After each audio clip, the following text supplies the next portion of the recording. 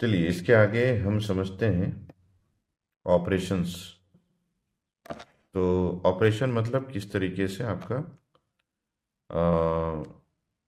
N channel enhancement type MOSFET work करता है। So I will write the topic operation of MOSFET, that is metal oxide semiconductor field effect transistor. मैं जिस MOSFET का analysis करूंगा वो आपका रहेगा एन चैनल एनहेंसमेंट टाइप।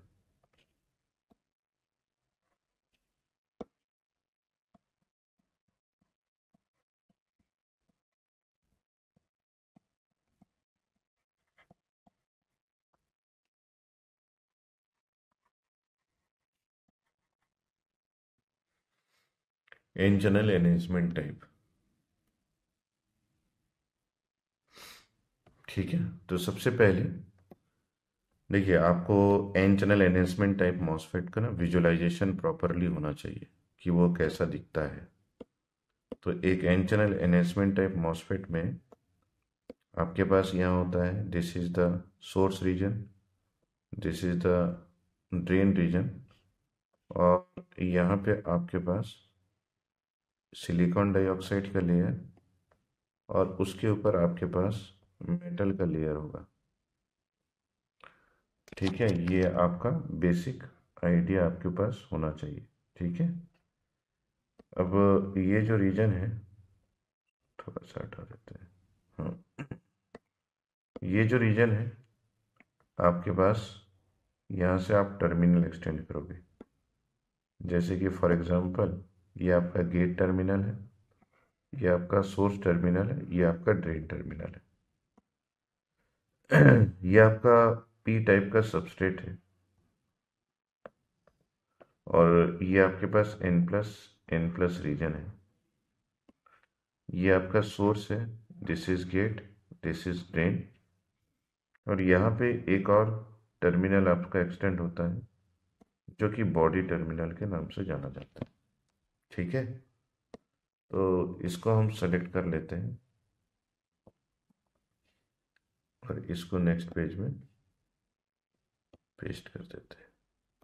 ठीक है, तो जब आप इसमें कोई भी बायसिंग नहीं करेंगे, एक्चुअली बायसिंग तो आपको दो ही टर्मिनल्स पे करना है, एक आपका ड्रेन टर्मिनल पे करंट के लिए, एक आपका गेट टर्मिनल के लिए, गेट टर्मिनल में चैनल क्रिएट करने के लिए।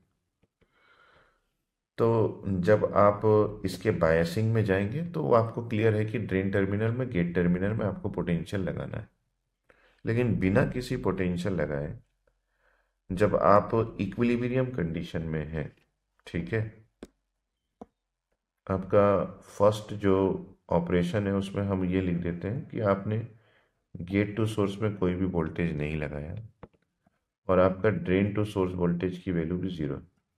ठीक है, तो इस समय हम हमेशा ये बोलेंगे कि आईडी करंट की वैल्यू जीरो होगी, क्योंकि आप ड्रेन टू सोर्स भी वोल्टेज नहीं लगाए तो आईडी करंट की वैल्यू जीरो होगी। लेकिन अगर आप गेट टू सोर्स वोल्टेज की वैल्यू को जीरो रख के अगर आप ड्रेन टू सोर्स वोल्टेज लगाते हैं नॉट इक्वल टू जीरो, मतलब यहाँ पे आप एक पॉजिटिव वोल्टेज लगाते हैं, तो क्या आईडी करंट एग्जिस्ट करेगा? तब आईडी करंट के लिए क्वेश्चन मार्क है कि क्या आईडी करंट एग्जिस्ट करेगा। तो इसका मतलब ये है कि सबसे पहले तो ये जो कंडीशन है, इस कंडीशन में ही ये इक्विलिब्रियम कंडीशन है, इस कंडीशन में भी आपके पास ना यहाँ पे डिप्लीशन रीजन एग्जिस्ट करता है। डिप्लीशन रीजन का मतलब है ये एन प्लस पी रीजन से इंटरेक्ट कर रहा है, तो यहाँ पे डेफिनेटली आपका एक डिप्लीशन रीजन का फॉर्मेशन हो जाए रहेगा। ठीक है, यहाँ पे आपके पास एक डिप्लीशन रीजन का फॉर्मेशन हो गया रहेगा विदाउट एनी बायसिंग। ये जो डिप्लीशन रीजन है ये पी और एन रीजन का एक दूसरे से इंटरेक्ट करने की वजह से आया है और कोई रीजन नहीं है। यहाँ पे कोई बायसिंग नहीं है, कुछ भी नहीं है। तो ये आपका डिप्लीशन रीजन का फॉर्मेशन है दोनों साइड में।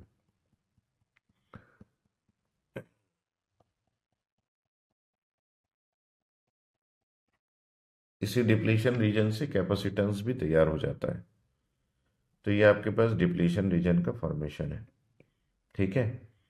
अब आप अगर यहाँ पे कोई ड्रेन टर्मिनल में कोई वोल्टेज नहीं लगा रहे तो डेफिनेटली यहाँ पे कोई भी करंट फ्लो नहीं करेगा। इसका मतलब है आप ड्रेन टर्मिनल को ग्राउंडेड रखें, आप गेट टर्मिनल को ग्राउंडेड रखें, और हमको तो ये ऑलरेडी पता है कि सोर्स टर्मिनल तो आपके बॉडी टर्मिनल से शॉर्ट सर्किट हो जाता है और ये ग्राउंडेड है।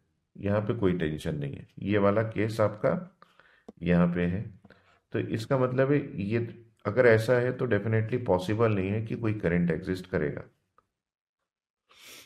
लेकिन अगर हम इसको इस कंडीशन में ले आए तो क्या करंट एग्जिस्ट करेगा? इस कंडीशन में लाने का मतलब ये है कि आपके पास वही फिगर है ना, ये आपका फिगर वही है।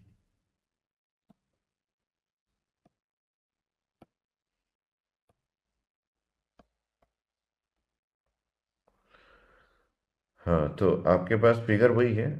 तो इस फिगर में हम बस ये कर रहे हैं कि यहाँ पे आपके पास एक क्योंकि एन प्लस रीजन है नेगेटिव टर्मिनल, और यहाँ पे एक पॉजिटिव टर्मिनल, यहाँ पे आपके पास एक पॉजिटिव और ये एक नेगेटिव, ये दोनों डायोड्स बन के तैयार हो रहे हैं ऐसा।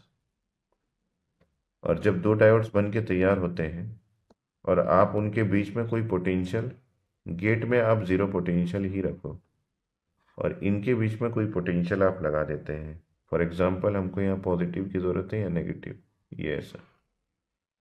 तो by keeping the gate voltage at zero, अगर आप यहाँ पे VDS की वैल्यू लगा भी देते हैं प्लस माइनस, तो क्या करंट एग्जिस्ट करेगा? मैंने आपको पहले ही बताया था कि अगर आप बायसिंग कर भी दे रहे हैं लाइक दिस, और आपके पास दो डायोड्स हैं, एक नेगेटिव है, यहाँ पे पॉजिटिव है, यहाँ पॉजिटिव है या नेगेटिव है, बैक टू बैक कनेक्टेड है, तो इसका रिजल्ट ये आएगा, ये नेगेटिव ये पॉजिटिव, ये एन रीजन ये पी रीजन, ये पी रीजन ये एन रीजन, ये वाला डायोड जो है वो रिवर्स बायस हो गया, ये आपका फॉरवर्ड बायस हो गया। जो डायोड रिवर्स बायस हुआ है उस डायोड को आप बोल सकते हैं कि वो आइडियली ओपन सर्किटेड है। तो यहाँ पे ये जो आपके पास डायोड है ये ओपन सर्किट कंडीशन में है। यहाँ पे आपके पास नेगेटिव ये positive, this diode will become short circuited, ये डायोड आपका शॉर्ट सर्किट हो जाएगा और ये वाला डायोड जो है वो आपका ओपन सर्किट कंडीशन में आएगा। और ओपन सर्किट कंडीशन में आपका कोई करंट फ्लो नहीं होता है, ये प्लस माइनस ये VDS है, ये प्लस माइनस ये VDS है। तो यहाँ पे करंट जो एग्जिस्ट करेगा that will be equal to zero.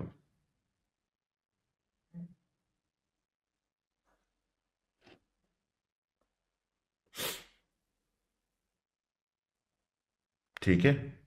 तो यहाँ पे हम ये बोल सकते हैं कि अगर आपने कोई भी बायसिंग नहीं की है तब कंडीशन है क्या है, करंट की वैल्यू जीरो है। लेकिन अगर आपने बायसिंग कर दी है ड्रेन टू सोर्स वोल्टेज की, तब भी आपके पास करंट की वैल्यू जीरो ही आएगी, there will be no current. तो यहाँ पे आपने VDS की वैल्यू को नॉन जीरो लगा दिया, VGS की वैल्यू को आपने जीरो लगा दिया, तो ID करंट की वैल्यू अगर आपसे पूछा जाए तो this will become equal to zero.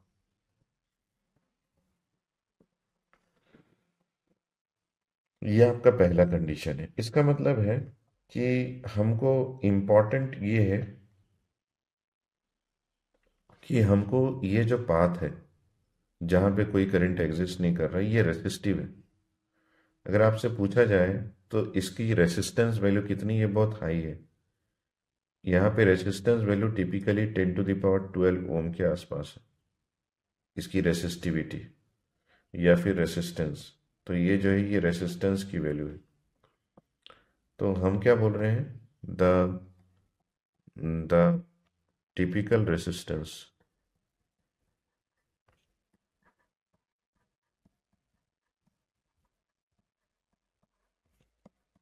Between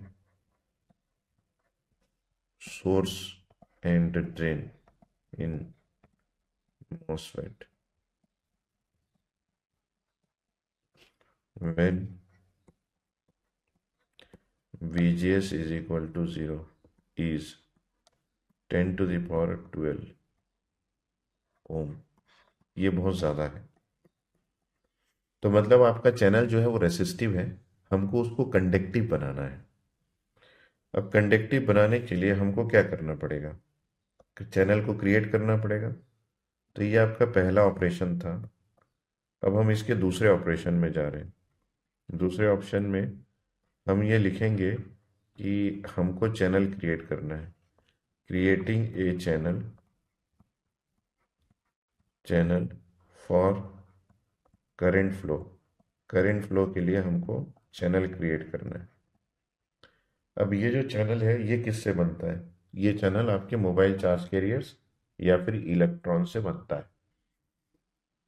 तो कितने इलेक्ट्रॉन्स का एग्जिस्टेंस यहाँ पे होना चाहिए चैनल में? तो आप बोलेंगे कि हाँ चैनल क्रिएट हो गया है। ये भी एक काउंट है। तो एक्चुअली में हमको ना यहाँ पे जितने इलेक्ट्रॉन्स की भी ज़रूरत हो, उस इलेक्ट्रॉन्स को यूज़ करके हमको यहाँ पे एक डिप्लीशन रीजन बनाना होता है। ठीक है, तो इसको हम ले चलते हैं नेक्स्ट पेज में, इसको पेस्ट करते हैं।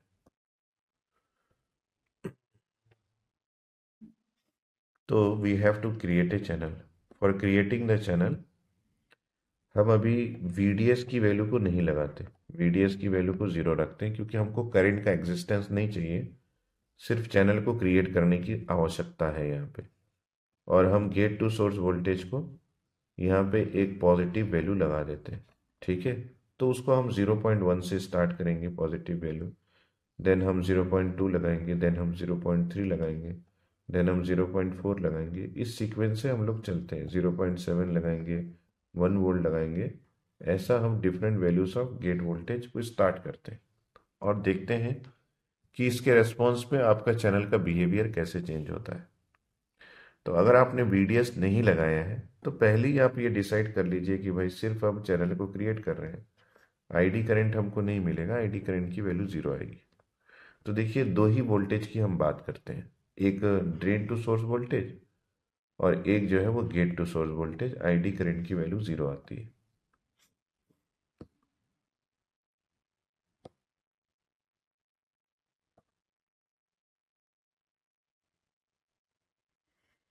ठीक है।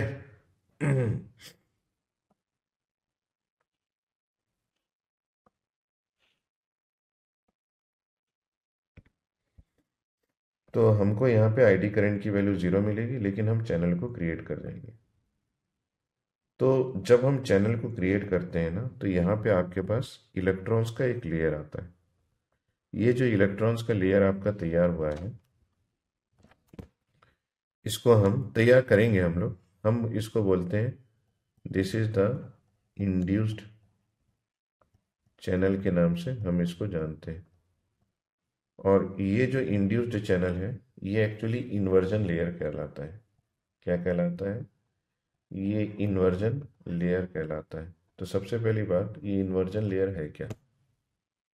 इन्वर्जन लेयर का मतलब है आपके पास यहाँ पे इलेक्ट्रॉन्स का कंसंट्रेशन उतना होना चाहिए जितना पी टाइप में आपके पास होल्स का कंसंट्रेशन है।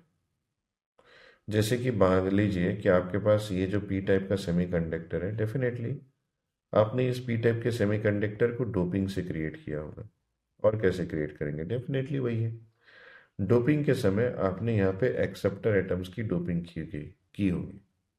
तो ये जो एक्सेप्टर एक्सेप्टर एटम की डोपिंग है, मान लीजिए आपका उसका कंसंट्रेशन 10⁻16 पर सेंटीमीटर क्यूब है। तो यही सिमिलर कंसंट्रेशन आपको सेमीकंडक्टर के सरफेस में इलेक्ट्रॉन्स का होना चाहिए। तभी हम बोलेंगे कि चैनल जो है वो इन्वर्ट हो गया।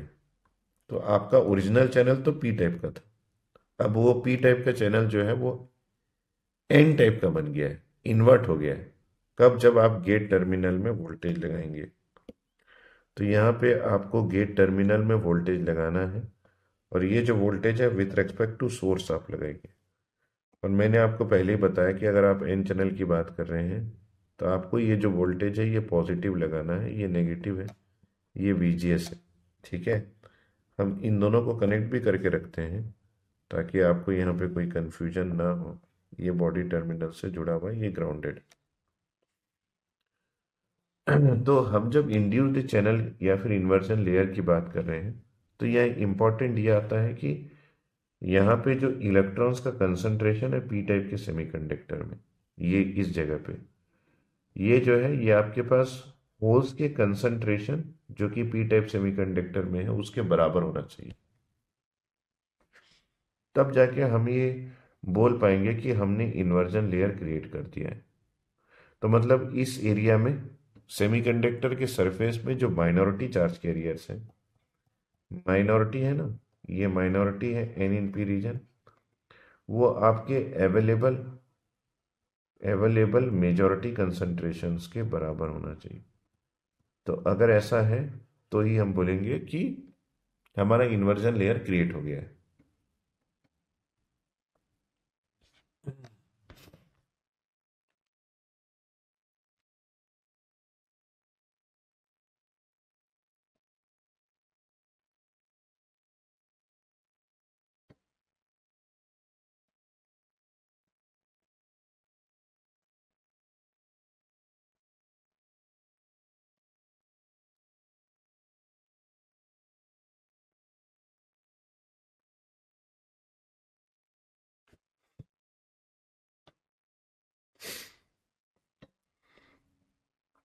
ठीक है। और इस कंडीशन में हम ड्रेन टर्मिनल के वोल्टेज को ज़ीरो रखे हुए हैं, यहाँ पे कोई वोल्टेज नहीं लगाए, तो आपका पूरा कंसंट्रेशन इसी गेट टर्मिनल के वोल्टेज के कारण जो सेमीकंडक्टर के सरफेस में जो बदलाव होगा उस पे होना चाहिए। ठीक है। तो इस बात को जस्टिफाई करने के लिए हम वही मॉसफेट ले लेते हैं और गेट टर्मिनल में वोल्टेज की वैल्यू को धीरे धीरे बढ़ाते हैं।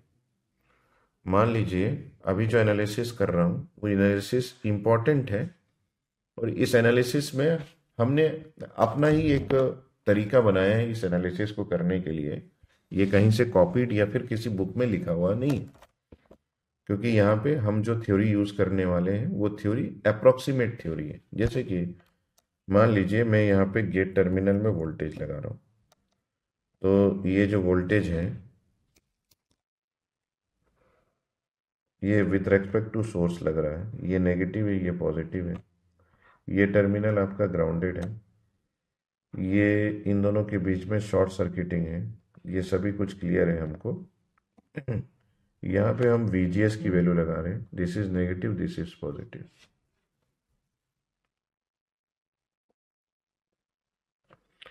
सो हम यहाँ पे VGS की वैल्यू को मान लीजिए लगा देते हैं 0.1 वोल्ट। अब ये जो 0.1 वोल्ट है इसका इफेक्ट आपके इस चैनल एरिया में क्या पड़ेगा ये हम स्टडी करना चाह रहे हैं। तो मैं इसको डायरेक्टली समझाने की कोशिश कर रहा हूँ। देखिए आपके पास जो एक्सेप्टर एटम्स का कंसंट्रेशन है कहाँ पे, इस बॉडी में, वो आपने डोपिंग करके बनाया, मान लीजिए वो 10⁻16 पर सेंटीमीटर क्यूब है। और 300 केल्विन में आपके पास जो इंट्रिंसिक कंसंट्रेशन आएगा वो मान लीजिए 10⁻10 पर सेंटीमीटर क्यूब है, ये इंट्रिंसिक कंसंट्रेशन। तो मैं ये समझ लेता हूं कि यहाँ पे आपके पास इलेक्ट्रॉन्स का कंसंट्रेशन पी टाइप के सेमीकंडक्टर में इनिशियली जो इस रीजन में सरफेस रीजन में भी है, इसको मैं Ni² डिवाइडेड बाय Na से फाइंड आउट करता हूँ। कई लोग जानकार लोग ये बोलेंगे कि सर ये तो नॉन इक्विलिब्रियम कंडीशन में है क्योंकि VGS की वैल्यू आपने लगाया है, तो कैसे आप इस फार्मूले को यूज कर सकते हैं, ये मास एक्शन लॉ ये थर्मल इक्विलिब्रियम कंडीशन में लगता है। मैं इसको यूज कर रहा हूं सिर्फ आपको समझाने के लिए। ठीक है। ये जरूर है कि हमने नॉन इक्विलिब्रियम कंडीशन में मास एक्शन लॉ लगाया है, लेकिन जो मैं यहाँ पे बात करूंगा वो बात एप्लीकेबल होगा आपके लाइफ लॉन्ग में, जब भी आप इस बात को समझने की कोशिश करेंगे कि एक्चुअली में गेट का वो कौन सा वोल्टेज है जिस वोल्टेज में यहाँ पे इन्वर्जन लेयर क्रिएट हो जाता है। इन्वर्जन लेयर का मीनिंग मैंने यहाँ पे बता दिया। जब आपके पास माइनॉरिटी कैरियर कंसंट्रेशन आपके अवेलेबल मेजॉरिटी कैरियर कंसंट्रेशन के बराबर हो जाएगा, तब आपके पास इन्वर्जन लेयर क्रिएट हो जाएगा। तो यहाँ पे मैं 10⁻10 का स्क्वायर कर देता हूँ, डिवाइडेड बाई 10⁻16 कर देता हूँ। तो आपके पास ये हो जाएगा 10⁻20 divided by 10⁻16 that is equal to 10⁴ per centimetre cube. इसका मतलब है जो आपके पास यहाँ पे माइनॉरिटी कंसेंट्रेशन है अभी आपके मेजॉरिटी से बहुत कम है, आपको इसको बराबर करना है। तो इन्वर्जन लेयर 0.1 में क्रिएट नहीं हो पाएगा, मतलब 0.1 में ये पॉसिबल नहीं है कि आपके सरफेस में इतने इलेक्ट्रॉन्स आ जाए कि आपका चैनल जो है वो इन्वर्ट हो जाए। ठीक है, तो इस समय क्या हुआ होगा अगर आप इसको एनालाइज करना चाहते हैं, तो आपको ये पता है कि यहाँ पे ना, ये अगर पी टाइप का सेमीकंडक्टर है तो आपके पास यहाँ पे negative with holes, negative with holes, negative with holes, इस तरीके का सिनेरियो होगा डेफिनेटली। और यहाँ पे भी आपके पास negative with holes, negative with holes, negative with holes, इस तरीके के हैं। हालांकि आपके पास ऑलरेडी थोड़ा बहुत डिप्लीशन रीजन बना हुआ है, हम उसको इग्नोर करके चल रहे हैं। ठीक है, ये बना हुआ रहता है ओपन सर्किट कंडीशन में भी। सारा कुछ एक साथ दिखाना यहाँ पे सही नहीं है, इसलिए मैं थोड़े थोड़े करके दिखा रहा हूँ। तो आपके पास यहाँ पे negative with holes, negative with holes, negative with holes, negative with holes, negative with, जब आप यहाँ पे कोई पॉजिटिव वोल्टेज लगाएंगे तो उसका रेस्पॉन्स क्या होगा कि यहाँ से इलेक्ट्रॉन्स जो है वो बाहर निकलेंगे, है ना, पॉजिटिव वोल्टेज से। तो यहाँ पे धीरे से पॉजिटिव चार्ज क्रिएट हो जाएगा, मान लीजिए दो पॉजिटिव चार्ज क्रिएट हो गए। ये जो इलेक्ट्रॉन से बहुत कम वोल्टेज आपने लगाया है ये इधर गया, ये नेगेटिव है, इसका मतलब ये सप्लायर है, ये इलेक्ट्रॉन्स को सप्लाई कर रहा है समझ लीजिए, और मैं इसको इस डायरेक्शन में लेके आ गया ऐसा, है ना, आपको समझाने के लिए। This is the direction of movement of electrons. तो ये इलेक्ट्रॉन्स इधर गया और ये इलेक्ट्रॉन्स इसके अंदर एंटर कर गया। जब इलेक्ट्रॉन्स इसके अंदर एंटर करेगा, क्योंकि यहाँ पे होल्स बहुत ज़्यादा है, तो ये जो इलेक्ट्रॉन्स है ये इसके साथ ओवरलैप कर जाएगा, जिसको हम रिकॉम्बिनेशन बोलते हैं। लेकिन क्योंकि यहाँ पे पॉजिटिव चार्ज है तो ये इलेक्ट्रॉन यहाँ रुकेगा नहीं, ये इधर से इधर जाएगा, ये इधर से इधर जाएगा। मेरी बात समझ रहे हैं? इसका मतलब है इलेक्ट्रॉन्स जो है वो बाउंडेड फॉर्म में ऊपर की ओर जा रहा है। ये जो इलेक्ट्रॉन है ये आपका फ्री इलेक्ट्रॉन है, लेकिन जब ये इलेक्ट्रॉन अंदर की ओर गया तो यही इलेक्ट्रॉन जो है वो आपका बाउंडेड इलेक्ट्रॉन्स बन गया है।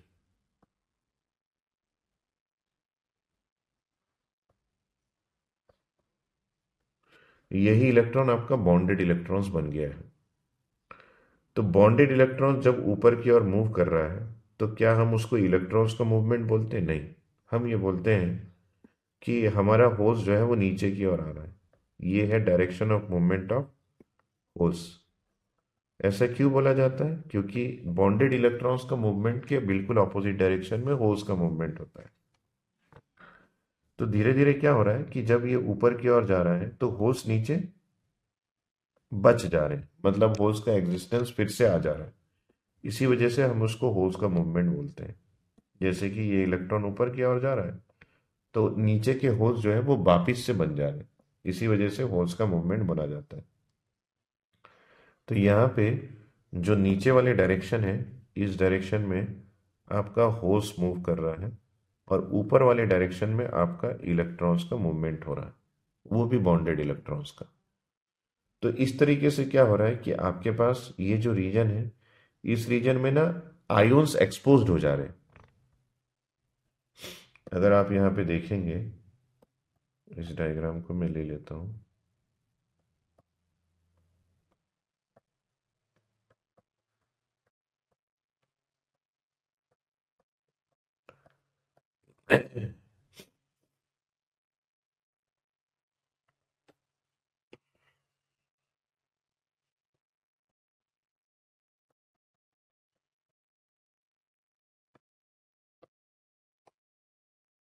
ठीक है, तो यहाँ पे ये जो रीजन है, इस रीजन में जब इलेक्ट्रॉन्स और होल्स का रिकॉम्बिनेशन हो रहा है तो उस कंडीशन में यहाँ पे आयोन्स एक्सपोज्ड हो जा रहे हैं।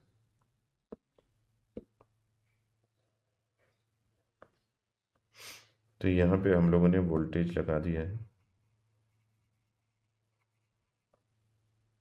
और ये जो वोल्टेज है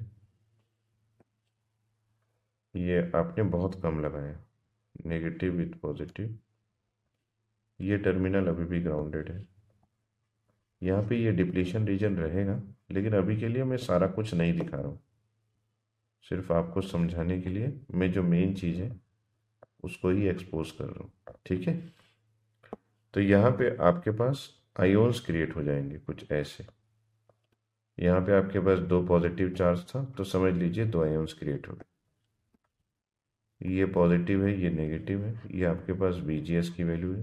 VDS की वैल्यू अभी हम लोगों ने नहीं लगाया है। ये आपका पी टाइप का सेमीकंडक्टर है। तो यहाँ के होल्स कहाँ गए अगर कोई पूछेगा, तो होल्स का नीचे मूवमेंट हो गया। ये सरफेस है जहाँ पे आयोन्स रह गए, और इलेक्ट्रॉन्स जो है वो यहाँ से निकल के it will go around this, और यही इलेक्ट्रॉन जो है वो आपका यहाँ से एंटर किया था। This is the direction of movement of electrons. ये ऐसा गया था। तो इलेक्ट्रॉन्स जो है वो इसके अंदर गया, और बॉन्डेड इलेक्ट्रॉन्स ऊपर की ओर गया। ये आपके बॉन्डेड इलेक्ट्रॉन्स हैं, और ये होल्स जो है वो नीचे की ओर आए, जिसके बाद आपके पास कुछ इस तरीके का सिनेरियो बनेगा। अभी भी ये कैपेसिटेंस ही है, देखिए यहाँ पॉजिटिव नेगेटिव। तो ये जो मेटल है सिलिकॉन डाइऑक्साइड, और इसके बीच में कैपेसिटेंस बन के तैयार हो गया।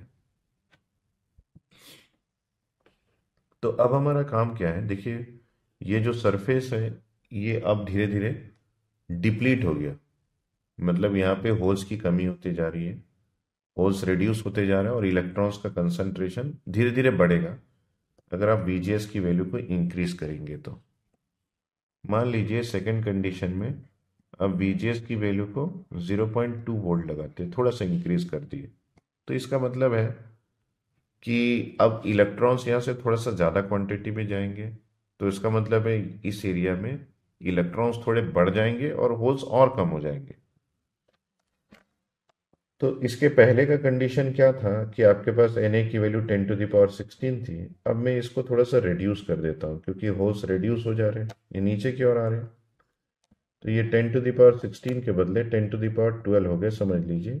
सरफेस पे, बल्क पे बात नहीं कर रहा हूँ, सरफेस पे। मतलब ये जो रीजन है इसको हम सरफेस बोलते हैं। सरफेस पे ये सारा हरकत हो रहा है, या फिर इसको हम सिलिकॉन डाइऑक्साइड और सिलिकॉन का इंटरफेस भी बोलते हैं, क्योंकि इस जगह पे ये दोनों जुड़ रहे हैं। तो सारा कुछ इसी एरिया पे हो रहा है जहाँ पे चैनल एक्चुअली बनता है। अब आपके पास Ni जो कि टेम्परेचर पे डिपेंडेंट है, ये तो चेंज नहीं होगा, क्योंकि ये तो टेम्परेचर डिपेंडेंट क्वांटिटी है। और टेम्परेचर की वैल्यू अगर आपने 300 केल्विन रखा है तो इसके चेंज होने की कोई कहानी नहीं बनती है। ये ऐसा ही रहेगा 300 केल्विन, तो ये ऐसा ही रहेगा। अब आपके पास यहाँ पे अगर आप कैलकुलेट करें कि इलेक्ट्रॉन्स कितने आ जाएंगे, तो फिर से आपके पास Ni² मतलब 10⁻10 का स्क्वायर डिवाइडेड बाय 10⁻12 है ना। ये हो जाएगा। ये एक्चुअली होल्स का कंसंट्रेशन है पी टाइप के सेमीकंडक्टर में, जो कि नीचे जाने के बाद जो बचे हुए थे। तो अब आपके पास ये हो जाएगा 10⁻20 divided by 10⁻12, that is equal to 10⁸ per centimetre cube.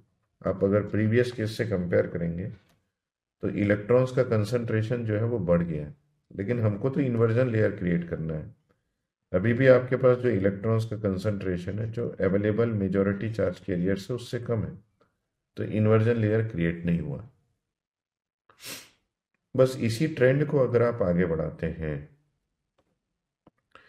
कि धीरे से आप वोल्टेज की वैल्यू को और बढ़ा दें, आप मान लीजिए VGS की वैल्यू को 0.4 वोल्ट कर दें, और उस केस में आपके पास Ni की वैल्यू तो वही रहेगी 10⁻10, लेकिन Na की वैल्यू या फिर होल्स का कंसंट्रेशन थोड़ा सा रिड्यूस हो जाएगा प्रीवियस केस के कंपैरिजन में।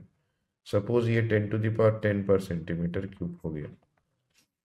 पहले केस में 10⁻12 था, मैंने उसको 10⁻10 कर दिया। अब यहाँ पे इलेक्ट्रॉन्स का कंसंट्रेशन के लिए Ni² divided by P in P type semiconductor करेंगे, जो कि 10⁻20 डिवाइडेड बाई 10⁻10 होगा। तो यहाँ पे वापस से आपको 10⁻10 पर सेंटीमीटर क्यूब आ जाएगा। तो आप ध्यान से देखेंगे कि ये जो इलेक्ट्रॉन्स का कंसंट्रेशन है ये धीरे धीरे बढ़ रहा है जैसे जैसे आप वोल्टेज की वैल्यू को बढ़ा रहे हैं। तो यहाँ पे इलेक्ट्रॉन्स आना ना धीरे धीरे चालू हो रहा है ऐसे, क्योंकि इस एरिया में जो भी आयोन्स थे वो आयोन्स तो एक्सपोज्ड हो गए। अब ये भी आयोन्स भी नेगेटिव है और ये इलेक्ट्रॉन्स भी नेगेटिव चार्ज धीरे धीरे यहाँ पे बढ़ना चालू हो जा रहा है जैसे जैसे आप बीजीएस की वैल्यू को इंक्रीज कर रहे हैं। तो क्योंकि वो जो रिकॉम्बिनेशन था वो जितने भी चार्ज यहाँ पे थे उनके साथ हो गया है और रिकॉम्बिनेशन में आपके पास यहाँ पे नेगेटिव चार्ज आ गए। तो यहाँ पे आपके पास पॉजिटिव चार्ज की वैल्यू बढ़ती जा रही है और उसके रेस्पेक्ट में यहाँ पे नेगेटिव आयोन्स के साथ साथ इलेक्ट्रॉन्स भी बढ़ता जा रहा है। तो इस एरिया में दो प्रकार के चार्जेस है, अगर आप ध्यान देंगे तो आपके पास जो पॉजिटिव चार्ज मेटल में है उसके रेस्पॉन्स में आपके पास यहाँ पे दो प्रकार के चार्जेस है। एक आपके पास आयोन्स है जो कि डिप्लीशन रीजन के पास के कारण है, प्लस आपके पास इलेक्ट्रॉन्स हैं जो कि नेगेटिवली चार्ज हैं जो कि यहाँ पे धीरे धीरे बनते चले जा रहे हैं as we are increasing the gate voltage. तो इस बात का आप बिल्कुल ध्यान रखेंगे, इसको हम लोग आगे भी यूज करेंगे कि आपके पास जो मेटल में चार्ज है, क्योंकि कैपेसिटर में हमेशा पॉजिटिव और नेगेटिव चार्ज बराबर होते हैं। तो अगर यहाँ पे 5 चार्जेस मैंने बनाए हैं तो यहाँ पे भी 5 है, लेकिन उन 5 को अगर आप देखेंगे तो उसमें से 3 जो है वो आयोन्स की वजह से है और 2 जो है वो इलेक्ट्रॉन्स की वजह से। तो तब जाके इसके 5 चार्जेस के बराबर हो रहा है सारा कुछ। मेरी बात समझ रहे हैं? तो एक कैपेसिटर में ये बहुत इंपॉर्टेंट है कि आपके पास वहाँ 5 चार्जेस रहे। जितना आपने ये जो इक्वेशन है ये बहुत इंपॉर्टेंट है। अब हम VGS की वैल्यू को थोड़ा सा और बढ़ा दें। फोर्थ कंडीशन में VGS की वैल्यू को मान लीजिए 0.5 वोल्ट कर देते हैं। तो आपके पास होल्स का कंसंट्रेशन पहले से और कम हो जाएगा, 10⁸ पर सेंटीमीटर क्यूब हो गया मान लीजिए। Ni की वैल्यू आपके पास 10⁻10 ही रहेगा क्योंकि ये टेम्परेचर डिपेंडेंट है। और N इन P की वैल्यू आपके पास 10⁻20 divided by 10⁸ that is equal to 10⁻12 per centimetre cube हो गया है। यहाँ पे आप एक चीज ध्यान दिए क्या कि यहाँ पे N की वैल्यू और P की वैल्यू दोनों बराबर है। देखिए ये P इन P भी 10⁻10 है और N इन P की वैल्यू भी 10⁻10 है, ये दोनों बराबर है। इसका मतलब है कि ड्यूरिंग चैनल क्रिएशन, जब आप चैनल को क्रिएट करते हैं तो उस समय आपके पास ये दोनों जब बराबर हो जाता है तो आपका चैनल जो है वो इंट्रिंसिक सेमीकंडक्टर बन जाता है। चैनल चैनल जो है वो इंट्रिंसिक सेमीकंडक्टर बन जाता है। उसके पहले चैनल कैसा रहता है, ये जो है ये डिप्लीटेड है क्योंकि यहाँ पे आयोन्स बहुत ज़्यादा होते हैं। तो ये जो है ये रीजन आपके पास डिप्लीशन मोड में है आपका चैनल। ये चैनल की बात कर रहा हूँ कि चैनल का कंडीशन क्या है। चैनल चैनल मतलब the path between source and drain, वो डिप्लीशन मोड में है। यहाँ पे भी आयोन्स ही क्रिएट हो रहे हैं तो यहाँ पे चैनल जो है वो आपका डिप्लीशन मोड में। चैनल जो है वो कैसा है, वो डिप्लीशन मोड में है। ठीक है, डिप्लीशन मोड में।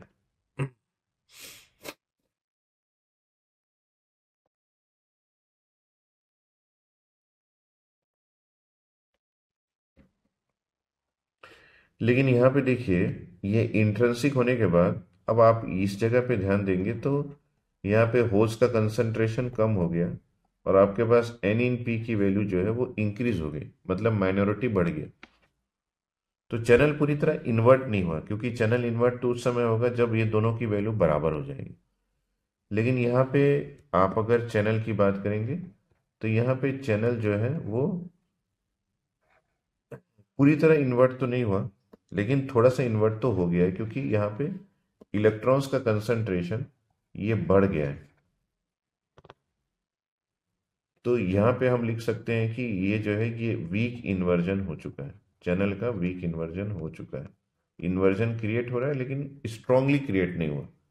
स्ट्रांगली कब क्रिएट होगा, जब इन दोनों की वैल्यू बराबर हो जाए। अब यहाँ पे आपका होल्स का कंसंट्रेशन 10⁸ है अब इसको हम लास्ट कर देते हैं कि VGS की वैल्यू को, ये पांचवा है समझ लीजिए, 4 तक किया था। VGS की वैल्यू को अब हम 0.7 वोल्ट लगा देते हैं, ठीक है। इस केस में आपके पास एन पी इन पी की वैल्यू अब थोड़ी और कम हो गई समझ लीजिए। होस का कंसंट्रेशन यहाँ पे 10⁴ पर सेंटीमीटर क्यूब हो गया। एन आई की वैल्यू आपके पास 10⁻10 ही रहेगा क्योंकि टेम्परेचर की वैल्यू कांस्टेंट है। एन इन पी की वैल्यू आपके पास हो जाएगी 10⁻20 divided by 10⁴ that is equal to 10⁻16 per centimetre cube. अब आप ध्यान में देंगे जो आपके पास एक्सेप्टर एटम्स की डोपिंग थी 10⁻16, उतने ही आपके पास एन इन पी की वैल्यू हो गई। इसका मतलब है कि ये इन्वर्जन लेयर क्रिएट हो गया, इन्वर्जन लेयर जो है वो क्रिएट हो गया है।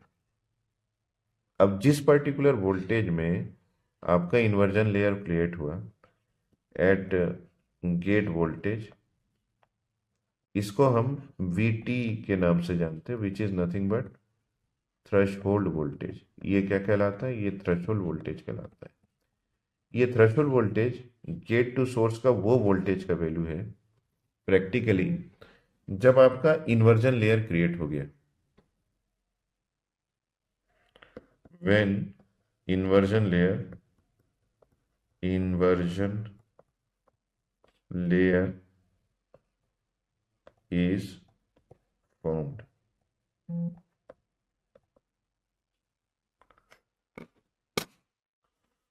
ठीक है, अगर आपने नोट डाउन कर लिया है तो मैं रिफ्रेश कर दूं इसको, क्योंकि रिफ्रेश होने के बाद ये चीज़ें चली जाती है। क्योंकि अगर आप अवेलेबल है तो मेरे को आपके कमेंट्स नहीं दिख रहे हैं। तो आज बस इतना ही। मैंने आपको थ्रेशोल्ड वोल्टेज के बारे में बताया कि थ्रेशोल्ड वोल्टेज कैसे क्रिएट हुआ, लेकिन आप इस बात को याद रखिएगा कि जब हम चैनल को क्रिएट कर रहे हैं तो गेट वोल्टेज के इंक्रीमेंट के साथ साथ ये जो पॉइंट है कि डिप्लीशन मोड में है, ये अभी भी डिप्लीशन मोड में है, फिर ये इंट्रिंसिक बन जाता है, फिर वीक इन्वर्जन बन जाता है, फिर यहाँ पे आपका इन्वर्जन लेयर क्रिएट हो गया, तो ये जो है वो स्ट्रॉन्ग इन्वर्जन बन गया। ये आप बात याद रखिएगा। इस सीक्वेंस को कई बार हम लोग यूज़ करेंगे, मॉस कैपेसिटर में भी यूज़ होगा। Okay, thank you, take care and bye.